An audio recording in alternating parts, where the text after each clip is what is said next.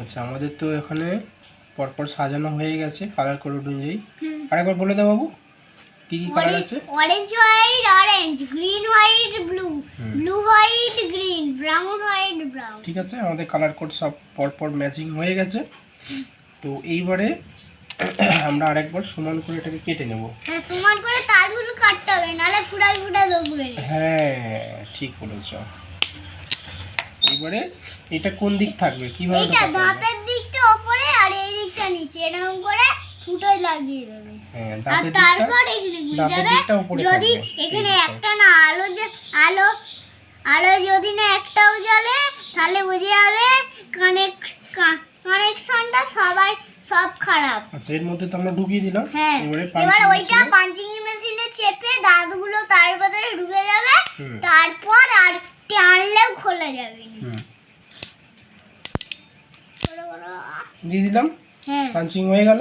হ্যাঁ, এবার তুমি চেকিং করে দেখাও দেখি ঠিক আছে, ঠিকঠাক হলো কি।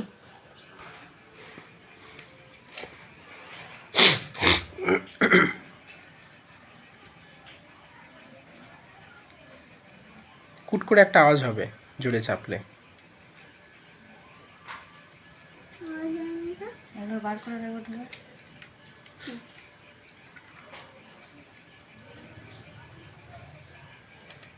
হয়েছে হয়েছে, এবার ওদিকটা লাগাও, ওদিকটা লাগাও। ঠিক আছে,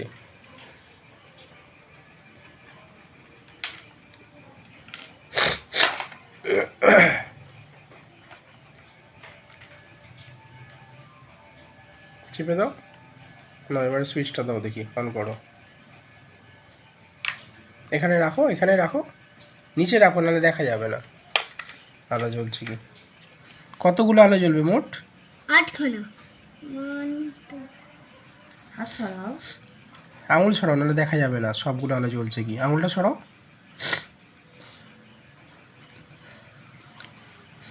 দেখো টোটাল পরপর 8টা আলো জ্বলেছে, জ্বলছে তো। তাহলে এটা ঠিক আছে কানেকশন। ওকে, কে করলো এটা? এটা আমি।